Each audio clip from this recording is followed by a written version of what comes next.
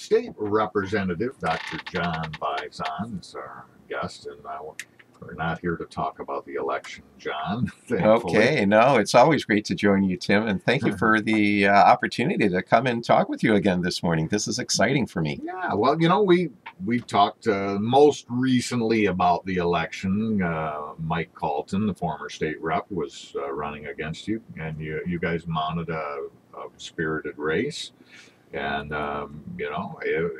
it came down to Dr. John Bizon, the winner. And so you move on now to the general election coming up in November. Yep, you'll be running against a Democrat and a Libertarian. And as we get a little closer, we were just talking off the air, we'll, of course, talk a little bit about that election. But right now, we don't have you here as candidate Bizon. We have you here as state representative Bizon. And I guess they call this a lame duck session. It is. It's considered lame duck after the, actually, it's after the November election that we truly get into the lame duck period. That right now we still have another election in front of us, and so we will be out supporting our colleagues. We'll be out there campaigning, and so it's one of the things that you have to do if you're going to get reelected. Right. Nobody wants to do anything crazy right now when the voters still have a decision to be made.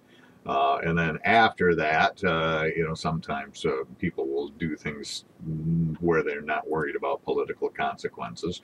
But we're here really today to talk about all these proposals. I can't remember the last time we've had so many proposals. There's a lot of homework for us voters. There is a lot of homework out there, and as I see it, we have had 1, 2, 3, 4, 5 that have already made the ballot, and there's a 6th one having to do with automatic voter registration that has submitted signatures, and so we have the possibility of having 6 different referendums on the ballot coming up in November. What's this voter thing looking like? The no reason, well, a lot of them. Are you talking about the voters, not politicians, or the no reason absentee voting? No, the absentee voting. It is a lot of different changes going in, and it certifies the single ticket voting, where you can just go in there and mark one mark rather than having to know the candidates. There is automatic registration whenever you deal with the Secretary of State's office, dealing with your driver's license. And there are just a lot of different areas of law that have been largely pushed from the Democratic side of the House. Yeah. And it seems like all of these referendums are largely coming from that quadrant, and perhaps that's a response to not having a better position in the House, the Senate, or the governor's office. Yeah, but for a few years, I'd be surprised. I always think that their Democrats will probably any day now put forth legislation that if we see a guy that we think might vote for Democrat, we'll just put that in the Democrat column, and he doesn't even need to do anything. We just think he might vote for us, so that's a vote for us. That's right. And my stance is, okay, I realize we have low voter turnout many times, and it's almost shameful how it is voted. And so I realize we want to try to make it easier because people are busy and stuff. But you know what? It's also an important right. And darn it all, if you can't do a little homework and get your butt out of the house and go vote. I mean, I realize sometimes you have conflicts, and that's why we have absentee voting. Exactly correct. But for heaven's sakes, I'd like to see us take it a little more seriously. It kind of comes down to public housing. We found in the 60s, if you give people everything, they don't have much of an ownership stake in it, and they don't take very good care of it. But if all of a sudden you give people an ownership stake and make it worth something, all of a sudden they take better care of it, and they do homework, and they take care of those things that they are investing in. And I think voting is kind of like that. Before we get out of voting now, what about this gerrymandering thing? There's going to be a proposal about that. There will be, and this is the voters, not politicians. And, when I started looking at this, it is not an inexpensive ordeal that they are proposing. They are saying that we'll have 13 commissioners making $40,000 apiece, and they're going to have a term that runs until all of the court appeals are extinguished. And so that could be a couple of years. This gives the Secretary of State the ability to appoint these 13 commissioners. We should have a couple from the Republican Party, a couple from the Democratic Party, a couple labeled as independent, and I'm not quite sure where the Libertarians are going to fit into this scheme, simply because there aren't provisions for expanding the amount of commissioners that we have. And if you take a peek at this, this is just a voluminous expansion of the Constitution. It'll take you an hour or two just to read through and understand the implications of this ballot proposal. I personally have concerns with deleting the part where it says that the districts are going to be square or rectangular, and replaced as a very undefined term as being compact. And you would think that compact would be a very, very good thing.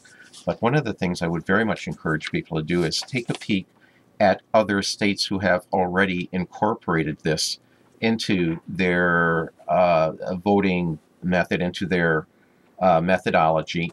And when you take a look at those other states that are already doing this voters not politician, where most of the money is coming in from out of state, you find that the districts look even worse, even more conflicted, more confounded than under the present system. And it says, what is the problem that we are trying to address? And if it's having these big square districts, I don't think that the voters not politicians drawing the lines in this manner is terribly effective. And we're talking about Michigan here, though. We're not talking about Congress. We are talking about Congress. This is the congressional districts as well as the Senate districts and the House districts. Oh, they have to be rectangular too? I thought that the congressional districts could be pretty jigsaw. They oftentimes do end up to be a little bit more. But then again, on the other hand, there are certain federal statutes and federal judgments from the Supreme Court of the United States that say, yes, we need to have minority-majority districts within the state. And if you have the minorities moving out of an area, you have to go and track them to make sure that you do have something that will pass the muster of the courts in having, I believe it's 2 minority-majority districts, 2 districts where you have a majority of minorities within it. And so, yes, sometimes we do end up with funny-looking districts, and I'm not sure that's going to change simply because of the Supreme Court decisions. So are you saying you do not support the voters, not politicians? I'm having a real hard time wrapping my head around getting support for something that doesn't, in previous examination, it doesn't do what it says it's going to do in other states. I have concerns with the expense of this. I have concerns with the fact that the Secretary of State appears to be conflicted, and I would be so much happier having districts drawn by computers rather than people, and letting the computers be given the parameters and keep it out. My concern is this is going to be as nonpartisan as our Supreme Court that gets nominated by a same or similar sort of process. That our Supreme Court is anything but apolitical, even though the courts are supposed to be very apolitical. Very interesting, and I can see right now it's going to take some further effort and investigation by all of us as voters to see what's really in this voters not politicians proposal and try to decide if it's going to be an improvement or not. State Representative Dr. John Bizon is our guest, and the probably the biggest proposal that's going to be discussed, and there's some pretty big ones too on half a dozen of them or so, but the coalition to regulate marijuana like alcohol has a resolution to, or a state proposal to allow under state law the personal possession and use of marijuana by persons 21 years of age or older. Your thoughts? Oh, my thoughts are a plague upon our children and our grandchildren if this passes.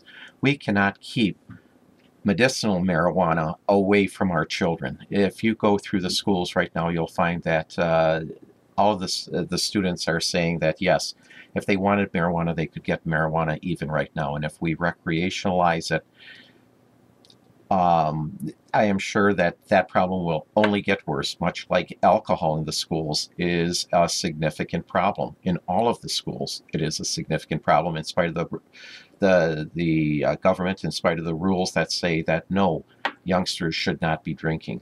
They do drink and they do use marijuana, and going to a situation, you know, it has a tricky, it says, let's regulate marijuana like alcohol.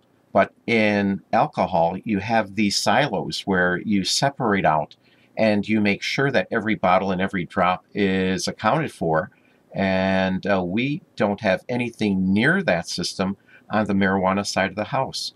From a medical standpoint, I have great concerns with the new research coming out that says that the chronic use of marijuana can increase schizophrenia and psychosis in adolescent brains, and it changes adolescent brains. And I don't know how many people you know that didn't become heroin and hard opioid users who didn't start out on marijuana first. If you take a look at the studies, you say that there is a correlation, and that correlation does not necessarily mean causation. It doesn't mean that necessarily causes it, but is that correlation. And until we know more things about that, I would argue that this is a terrible, terrible amendment to our Constitution that I don't know of anyone who doesn't or cannot get a medical marijuana card. Why would we make it available at the corner shop? You know, it just does not make any sense to me. Yeah, I guess there's concern that it's going to be in the medicine cabinet and the kitchen drawer, and the more accessible than young kids. And I have no problem with the medicine cabinet hosting some, but as you read through the details of the proposal, I think it has something like 17 plants per person can be grown personally. And then you talk about the industry, the marijuana industry moving in. Mm-hmm. You take a look at reports of drug cartels buying houses in Colorado so they can grow their own and they don't have to necessarily transport it across state lines anymore. You take a look at the law enforcement community, the sheriffs, the prosecutors, the police chiefs coming out saying that this has resulted in an increase in the number of accidents. There are lots of bad things that happen. You go out to Colorado and you see that there has been increases in homelessness since they have legalized their recreational marijuana. You see that test scores of the kids in schools go down rather than up, and we already have a problem here in the state of Michigan with test scores of our students. You see that unemployment goes down. What about our employers? Marijuana is going to stick around in your system for a much longer period of time. Some people say 12 to 14 days, as opposed to alcohol, where we know it gets metabolized relatively quickly. Well, that's a big concern, too. In fact, our Chamber of Commerce is going to have a presentation on Tuesday, the 4th, a week from Tuesday at the Burnham Brook Center. You have an expert on to talk about the proposed recreational marijuana law and how that can impact business owners and employers. Because, I mean, think about it. You know, do you want somebody doing hazardous work and they're legally smoking weed? And would you have a right to fire them if they were or not? These are questions. There are a lot of questions. And right now, one of the greatest challenges facing our employers here in this community is the ability to get qualified workers. And if this goes through, you know, the question becomes, how are they going to get qualified people to work? In my mind, that's one of the challenges facing us as a society. because we are finding that more and more people are not engaging in the workforce, and this certainly is not going to be helpful to making sure that we do have a qualified workforce that employers want to engage. When does the state legislature get back in session? It's the Wednesday after Labor Day is when we are going to be getting back. We'll be there, I believe it's the 5th and the 6th. Wednesday the 5th. Well, it'll be interesting to see what types of actions come to the floor that you'll be talking about. But when we have you back here again, I'm sure we'll talk more about these proposals and a few more of them. And also, as we get down closer to November, we'll talk about the campaign. We'll have your opponents in here as well, and have you guys talk about the issues facing the Michigan voters. I appreciate it, Tim. Always love joining you, sir. Dr. John Bizon, state representative in the 62nd district, at least through the end of this year. And then, of course, he hopes to become our state senator in the 19th district, that election in November.